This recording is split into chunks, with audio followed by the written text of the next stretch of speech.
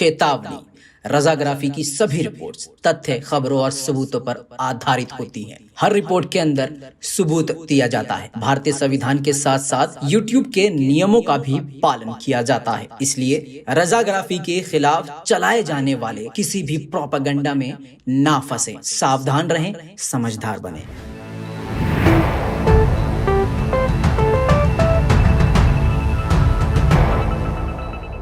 मसला ये है दोस्तों कि आप बड़े आसानी से प्रोपेगेंडा में फंस जाते हैं। भारत की जनता यानी आवाम जो है बहुत भोली भाली है।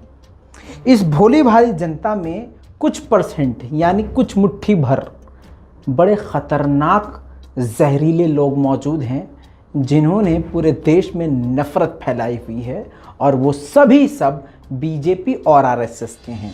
हालांकि आरएसएस ने अभी हाल ही में अपना गिरगिट जैसा रंग बदल के अपने ही मुंह पर जूता मार लिया है। और ये जूता हम नहीं मार रहे हैं, हम तो उनकी बात का स्वागत कर रहे हैं। मोहन भागवत, श्रीमान मोहन भागवत ने जो बयान दिए थे कि जो मुसलमानों को देश से निकालने की बात करे वो हिंदू नहीं है, जो मुसलमानों को मॉब लिंचिंग करके मार दे वो हिंदुत्व के खिलाफ है, ऐसी बहुत सारी बातें उन्होंने कही। हम इसका दिल से स्वागत करते हैं अगर ये मोहन भागवत जी ने अपने दिल से कहा हो, लेकिन हमें पता है चुनाव है, खेलना है, तो खैर फिर भी अगर उन्होंने कहा है दिल से, तो हम दिल से नहीं भी कहा तो हम उनकी इस बात का समर्थन करते हैं। ऐसा ही होना चाहिए, काश ऐसा हो। लेकिन हमारी भोली भाली जनता प्रोपेगेंडा में फंस जाती है। 30 सेकंड का मतलब जहां 20 सेकंड का वीडियो है उसमें से 20 सेकंड का वीडियो कोई टैटू बना के 5-10 उंगलियों में ये पूरी अंगूठी पहन के, सोने की चैन पहन के, घर के अंदर या गाड़ी के अंदर बैठ के जय हिंद दोस्तों, और फिर वो 30 सेकंड का क्लिप दिखा के लगातार गाली बके देशभक्ति के नाम पे, तो भारतीय जनता, हमारे भारत की जनता जज्बाती हो जाती है। यार कितना सही आदमी है, यार कितना सही देशभक्त है। लेकिन भारत की जनता ये नहीं सोचती, आवाम ये नहीं सोचती कि 30 सेकंड के वीडियो से ये हमें क्या समझा रहा है। दोस्तों ये बीजेपी का सबसे बड़ा प्रोपेगेंडा है। आपको पता है पहले तो गोदी मीडिया था, लेकिन अब गोदी यूट्यूबर्स भी मौजूद हैं, गोदी सोशल मीडिया भी यानी बीजेपी आईटी सेल भी मौजूद हैं, जो कि बड़े बड़े लोगों को, आइकन को हायर करती हैं आपको बेवकूफ़ बनाने के लिए। आपसे निवेदन यानी गुजारिश यानी रिक्वेस्ट है, किसी भी प्रोपेगेंडा में मत फंसे। मेरे खिलाफ क्या, किसी और, हमारे हिंदू भाई हो, मुस्लिम हो, सिख हो, कोई भी हो, मैं तो धर्म की बात ही नहीं करता। मैं आपसे कह रहा हूं कोई भी इंसान हो, 30 सेकंड या 10 सेकंड या 1 मिनट की वीडियो कोई आपको दिखाए और कह देखो इसने देश के खिलाफ बोला, इसने सेना, पागल नहीं बनना है, समझदार बनना है। आप रजाग्राफी देख रहे हैं, गोदी मीडिया नहीं। रजाग्राफी बहुत कम समय में बहुत आगे गया। 17 लाख से ज़्यादा लोगों की मोहब्बत 1 साल के अंदर मिली। ऐसा शायद ही भारत में कोई यूट्यूब चैनल है जो कि जेन्युइन खबर आपको प्रूफ के साथ दिखाता है। हम और हमारी टीम बिना प्रूफ के किसी भी रिपोर्ट में बात नहीं करती है, ये आप अच्छी तरह से जानते हैं, वरना 17 लाख लोगों की इज्जत, मोहब्बत, प्यार, सम्मान ऐसे हमें नहीं मिलता। ये जाहिर सी बात है, ये हर आदमी जानता है। दोस्तों अब मज़े की बात यह है कि पिछले 1 साल से जो मैं बोलता आ रहा हूं, अब वही बात सामने प्रूफ के साथ आ रही है। सलाम, नमस्ते, सत श्री अकाल, मैं हूं रज़ा और आप देख रहे हैं रजाग्राफी। नाम है मोहम्मद रज़ा, मुसलमान। 1 साल के अंदर 17 लाख से ज़्यादा चाहने वाले, पूरी दुनिया में देखने वाले, वीडियोस एक ही जगह से वायरल होने वाली हैं। रजाग्राफी कुछ करता नहीं है, सिर्फ सच बोलता है, अपने चैनल पे डालता है, सोशल मीडिया पे वायरल हो जाती है वीडियोस, बड़े बड़े लोग देखते हैं, जज, वकील से लेकर बिजनेसमैन, घर में बैठा एक अपाहिज इंसान, गरीब, मिडिल क्लास, सब देखता है, क्योंकि उनको पता है कि ये उन्हीं के मन की बात रजाग्राफी बोल रहा है। अब रजाग्राफी पर ब्रेक कैसे लगाया जाए, तो चलो श्री राम के नाम पे इसको फंसाया जाए। तो वो फेल हो गया। सारी जांच एजेंसियों ने जांच कर ली, अरे यार ये तो बड़ा सही बंदा है यार, इस कुछ कुछ नहीं मिला, क्लीन चिट। अब क्या करें? ओ चलो अब एक काम करते हैं, अब जो है सेना के खिलाफ रजा गद्दाफी ने बोला, चलो हाँ सेना के खिलाफ बोला, ए टपा टप टपा टप, माँ बहन को गाली रजा गद्दाफी की। वही बात बोल रहा हूं, तेजी से रजा गद्दाफी बढ़ रहा है, ऊपर से मुसलमान कैसे भारत में बढ़ सकता है? जब भारत के missile man respected Abdul Kalam को आज के ये नकली राष्ट्रवादी आतंकवादी कह रहे हैं, जिसने भारत को मजबूत किया, भारत की ताकत बढ़ाई, उसको ये आतंकवादी मुल्ला कह रहे हैं, तो रजा गद्दाफी इनकी नजर में क्या है? तो दोस्तों रजा गद्दाफी को कमजोर कैसे करना है, गिराना कैसे है? प्रोपेगेंडा बहुत चलेंगी, लेकिन आपको समझदारी से काम लेना है। अब तक मैं आपसे नहीं कहता था please please please please support करो, नहीं करता था मैं, क्योंकि मैं सच पर भरोसा करता हूं, सच बोल रहा हूं, सच्चे इंसान को पसंद आएगा। लेकिन आपसे मैं प्लीज प्लीज प्लीज प्लीज अब करूंगा। क्यों? क्योंकि अब पूरी दुनिया से मैं चाहता हूं कि जिस इंसान को दबाया जा रहा है, आपके इस छोटे भाई को दबाया जा रहा है, जिस आवाज़ को दबाने की, उसका टेटवा दबाने की कोशिश की जा रही है, आप सब मिलकर पूरी दुनिया से इंसाफ पसंद लोग हमारे रजा गद्दाफी चैनल को सपोर्ट करें। इतना सपोर्ट करेंगे यूएन तक आवाज़ पहुंचे। मेरी चाहत है कि जब मैं एक रिपोर्ट बनाऊं तो यूएन तक वो पहुंचे, और पहुंचाना मेरा काम है, बस आप सपोर्ट करते रहिए। मैं बताऊंगा कि कैसे लड़ना है। रजा गद्दाफी की रिपोर्ट कानून के दायरे में। अरे रजा गद्दाफी जब YouTube कम्युनिटी गाइडलाइंस के रूल्स को फॉलो कर सकता है, तो ऐसा कैसे हो सकता है कि भारत के संविधान की वजह से तो रजा गद्दाफी जिंदा है, सलामत है, चौड़े होके खबर दे रहा है। संविधान से किसे दिक्कत है वो आप अच्छी तरह से जानते हैं। लिहाजा अगर आप रजा गद्दाफी देखने वाले हैं तो ऐसे कॉलर उठा के छाती चौड़ी करके बोलिए कि हम रजा गद्दाफी देखते हैं और रजा गद्दाफी को सपोर्ट करते हैं। जहां मैं गलत होऊंगा मैं खुद एक्सेप्ट करूंगा कि हाँ यहां मेरी गलती है। लिहाजा दोस्तों आज भी रिपोर्ट जो मैं बना रहा हूं, ये रिपोर्ट भी उसी बात पर आधारित है जो बात पिछले 1 साल से मैं बोले जा रहा हूं। क्या बात? कि ये जो मोदी सरकार है, हमारे जो मोदी जी हैं, उनकी जो सरकार है, बीजेपी की जो सरकार है, ये कानून का गलत उपयोग कर रही है। शुरू करने से पहले फिर बता दूं आपको कि हमारा ये वीडियो और कोई भी रिपोर्ट बिना प्रूफ नहीं होता है। मजे की बात तो है कि अब हम गोदी मीडिया का, इंडियन मीडिया का ही प्रूफ रखते हैं। तभी तो आग लगी है कि कैसे प्रोपेगेंडा में फंसा के इसे दबाएं। तुम्हारी नजर में जय हिंद बोल के किसी की माँ बहन को गाली बकना देशभक्ति हो सकता है। हमारी नजर में सच बोलना, भारतवासियों को सच दिखाना, ये देशभक्ति है। तुम्हारी नजर में भारतीय सेना से मोहब्बत जता के लाइक और सब्सक्राइब कमाना, पैसा कमाना, वो तुम्हारे लिए देशभक्ति है। हमारी नजर में देशभक्ति वो है कि अगर तुम सेना के शहीद के परिवार को जाके अपने 2 महीने की तनख्वाह दे दो तो तुम्हें झुक के सलाम करें, हम कहें तुम देशभक्त हो। यहाँ टैटू बनवा के, यहाँ टैटू बनवा के, बनियाइन पहन के, जय दोस्तों एक रिपोर्टर है वो सेना के खिलाफ बोलता है उसके।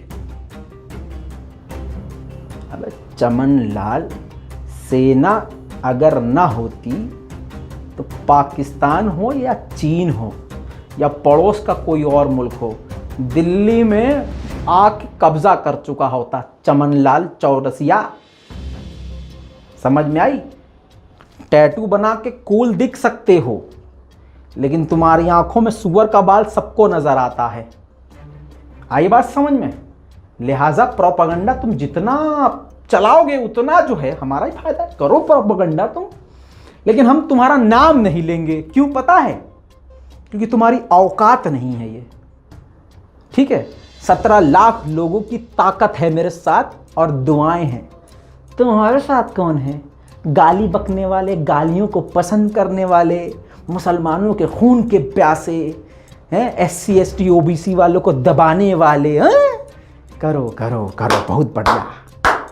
एक दिन देश तुम्हें बताएगा कि देशभक्ति किसे कहते हैं, वक्त आने दो। दोस्तों, कानून का गलत उपयोग करना कोई बीजेपी से सीखे, कोई तो सीखे इनसे।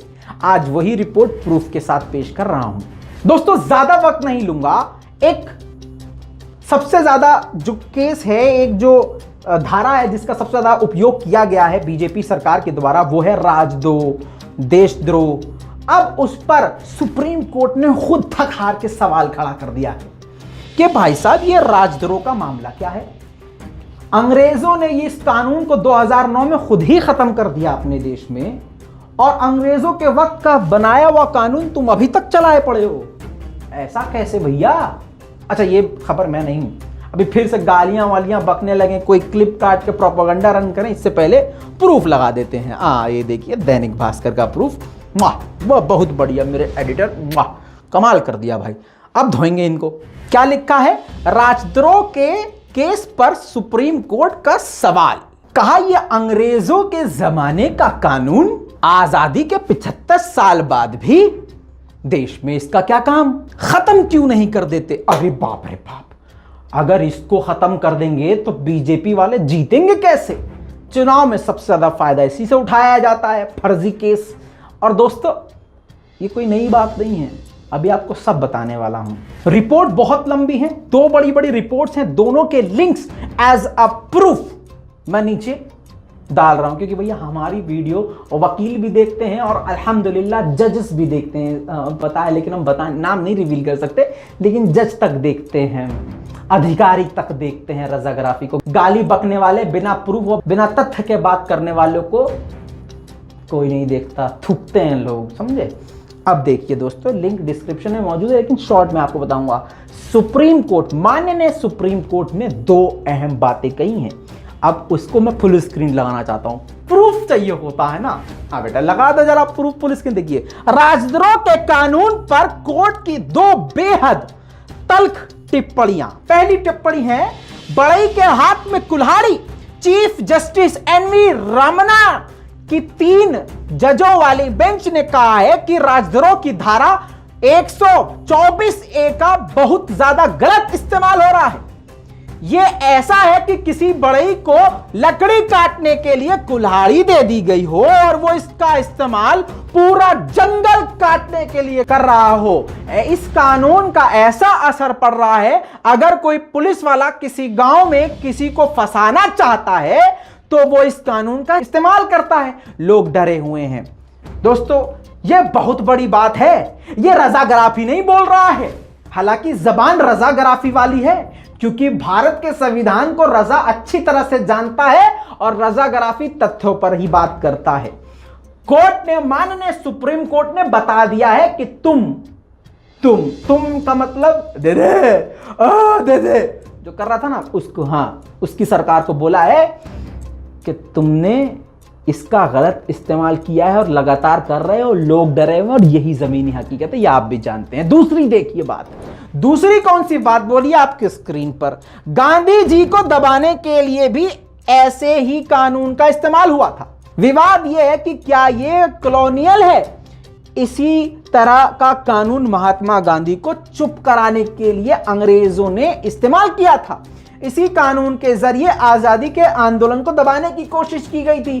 क्या आजादी के 75 साल बाद भी इसे हमारे देश के कानून की किताब में होना चाहिए? सवाल खड़ा किया है। दोस्तों, माननीय सुप्रीम कोर्ट की इस टिप्पणी पर मैं क्या ही बोलूं, सब कुछ तो कोर्ट ने ही बोल दिया है। समझ रहे हो? क्रोनोलॉजी समझो अब तुम। दोस्तों, अब आगे सुप्रीम कोर्ट ने एक और बात कही है और आपको यह जानकारी दे दूं कि एक धारा है 66A, जी हां, जिसको पूरी तरह से खत्म कर दिया गया था, लेकिन उस धारा के अंतर्गत अभी भी गिरफ्तारियां जारी हैं। वाह वाह वाह वाह। सुप्रीम कोर्ट ने कहा कि धारा 66A को तो 2015 में खत्म कर दिया गया था, लेकिन आज की तारीख में भी 66A पर मुकदमे वाह मोदी जी वाह। दोस्तों, रजाग्राफी और बहुत सारे जर्नलिस्ट जो हैं सरकार की आलोचना करते हैं, गलत नीतियों पर बात करते हैं, इसका मतलब ये नहीं है कि हम देश के खिलाफ हैं, और यही वो करते हैं बीजेपी वाले। जो भी बीजेपी के खिलाफ या सरकार की गलत नीति पर सवाल करते हैं, फौरन उस जर्नलिस्ट पर तरह तरह के इल्जाम लगाकर उसको ट्रोल करवाते हैं, नकली वीडियो एडिट करवा के, 1 मिनट 1.5 मिनट का वीडियो एडिट करवा के 30 सेकंड का कोई क्लिप काट के भारत की जनता को बेवकूफ बनाते हैं। अब दोस्तों ये आप देखिए, दैनिक भास्कर पे साफ साफ रिपोर्ट एक और मौजूद है, जिसमें सुप्रीम कोर्ट ने कहा है, आलोचना की है, राजद्रोह नहीं। वही बात जो पिछले 1 साल से रजाग्राफी बोलता आया है। दोस्तों 2018 में भी इस राजद्रोह के जो कानून ठीक नहीं है उसको खत्म करने की लॉ कमीशन ने भी मांग करी थी। और आपको बता दूं कि सुप्रीम कोर्ट भी अब सवाल कर चुका है कि भैया खत्म करो इसे। अंग्रेजों के जमाने के गुलाम अब देश पर जब राज कर रहे हैं तो अंग्रेजों के जमाने के कानून तो इनको पसंद आएंगे ना, आएंगे कि नहीं है? कमेंट कीजिएगा। दोस्तों सेक्शन 124A आपको मनमोहन सिंह और श्रीमान मोदी जी के टाइम पर किस तरह से इस्तेमाल हुआ है, फुल स्क्रीन पर आप देखिए। ये मैं कुछ भी इसमें नहीं कर रहा हूं, दैनिक भास्कर का है, प्रूफ है। अब देखिए, व्यक्तियों के खिलाफ देशद्रोह, जो देशद्रोह का मामला है 2010 से 2014, शॉर्ट में बताऊं तो मनमोहन सिंह की सरकार में 3762 और मोदी जी के राज में 7136। और देशद्रोह का केस देखिए, देशद्रोह का केस कमाल ही हो गया, 279 केस मनमोहन सिंह के सरकार में और हमारे मोदी जी की सरकार में 519, है ना कमाल। अब हर साल औसत केस आप नीचे देख सकते हैं, मनमोहन सिंह 62 और हमारे मोदी जी 79.8 या इससे ज्यादा। अब आप समझ रहे हैं, ये क्रोनोलॉजी आप समझिए। अब ये अगला आप ग्राफिक्स देखिए, मोदी जी के राज में 559 गिरफ्तार हुए हैं पर दोषी निकले सिर्फ 10। कमाल है ना। अब क्रोनोलॉजी आप समझिए इससे। ये ग्राफ आपको क्या समझाने की कोशिश कर रहा है, आपको बता दूं, ऐसे बहुत सारे जो देश हैं उन्होंने ऐसे राजद्रोह वाले कानून बनाए हुए थे, लेकिन उन्होंने भी अपने मुल्क से पहले से ही ये खत्म कर दिया। आपको बताऊं, 2009 में यूनाइटेड किंगडम ने यानी यूके ने, अंग्रेजों ने 2009 में अपने राजद्रोह वाले जो कानून थे वो रद्द कर दिए और 2010 से वो लागू हो गए। न्यूजीलैंड में 2007 में ही इस कानून को रद्द कर दिया गया। स्कॉटलैंड में इस कानून को 2010 में रद्द कर दिया गया और इंडोनेशिया में तो 2007 को ही राजद्रोह का जो ये कानून है उसको रद्द कर दिया गया। ऑस्ट्रेलिया में 2010 में इस कानून को खत्म कर दिया गया और अमेरिका ने भी इस कानून को बदल दिया है। शब्द को, राजद्रोह के वर्ड को बदलते हुए लिखा है कानून का उल्लंघन, यानी उसने राजद्रोह हटा के कानून का उल्लंघन करने वाला ऐसा नाम में बदलाव किया है। और भारत की स्थिति आप जानते ही हैं। इस पर हमारी केंद्र की सरकार ने कहा है कि हम इस पे नियम और बना सकते हैं, एक अलग तरह की गाइडलाइन बना देंगे, लेकिन कानून को रद्द न किया जाए। जाहिर सी बात है, कानून को अगर रद्द कर देंगे तो सबसे बड़ी कुल्हाड़ी जो खुद सुप्रीम कोर्ट ने, माननीय सुप्रीम कोर्ट ने बोला है, ऐसा मैंने, सुप्रीम कोर्ट ने खुद बोला है कि ये ऐसी कुल्हाड़ी है कि जैसे एक पेड़ काटने को कहा वो पूरा ही पेड़ यानी पूरे ही भारतीयों को जो भी सरकार के खिलाफ खड़ा हो और उसकी गलत नीति के खिलाफ हो उसके खिलाफ इस कुल्हाड़ी का इस्तेमाल कर रहे हैं। ये नहीं, मैं तो बहुत डरता हूं मोदी जी से, क्योंकि सरकार वही है, कानून वही है, सब कुछ तो वही चला रहे हैं, तो मुझे बहुत डर लगता है। नहीं तो मैं नहीं बोल रहा हूं, ये बोल रहा है हमारे देश का न्यायालय। दोस्तों इस रिपोर्ट पर अपनी राय कमेंट में जरूर दीजिएगा और ये रिपोर्ट बहुत ही इंपॉर्टेंट है, बहुत इंपॉर्टेंट। खूब दबा के शेयर कीजिएगा ताकि पता तो चले उनको कि जिसको तुम दबा रहे हो वो स्प्रिंग की तरह है, जितना दबाओगे उतनी तेजी से ऊपर जाएगा।